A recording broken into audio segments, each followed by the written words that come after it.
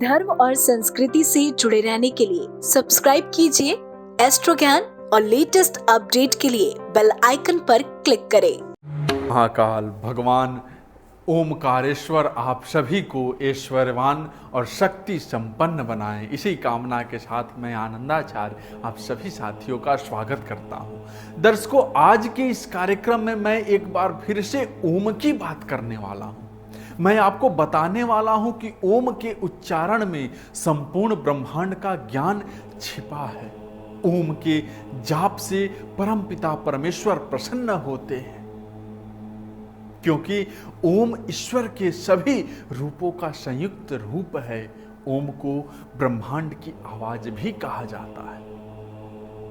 ओम में इतनी शक्ति है ना कि केवल इसके जप से परमात्मा को प्राप्त किया जा सकता है।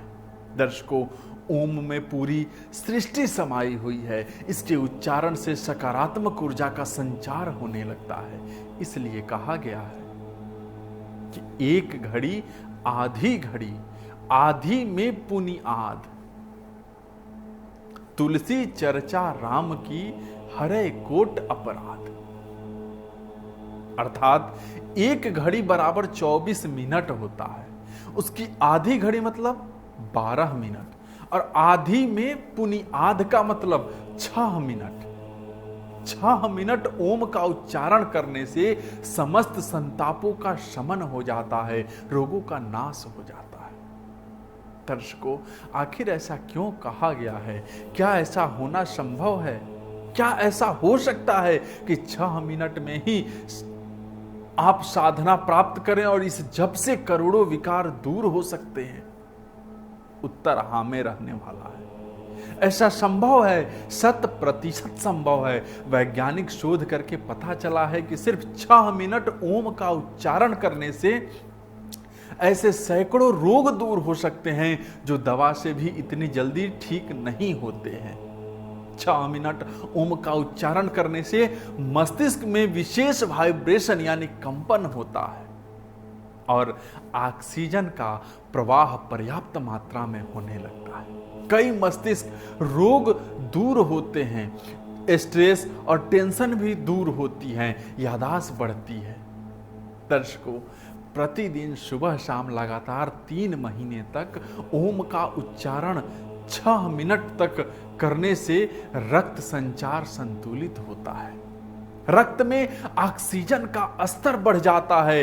रक्तचाप, हृदय रोग और कोलेस्ट्रॉल जैसे रोग ठीक हो जाते हैं। शरीर में विशेष ऊर्जा का संचार होता है। मात्र 2 सप्ताह दोनों समय ओम के उच्चारण से घबराहट, बेचैनी, भय और एंजाइटी जैसे रोग दूर होते हैं। कंठ में विशेष कंपन होता है, मांसपेशियों को शक्ति मिलती है।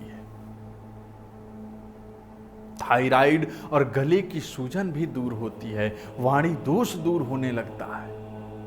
दर्शकों, ओम का उच्चारण करने से पेट में भी विशेष कंपन और दबाव होता है। 1 महीने तक दिन में 3 बार 6 मिनट तक ओम के उच्चारण से पाचन तंत्र, लीवर और आंत को शक्ति मिलती है।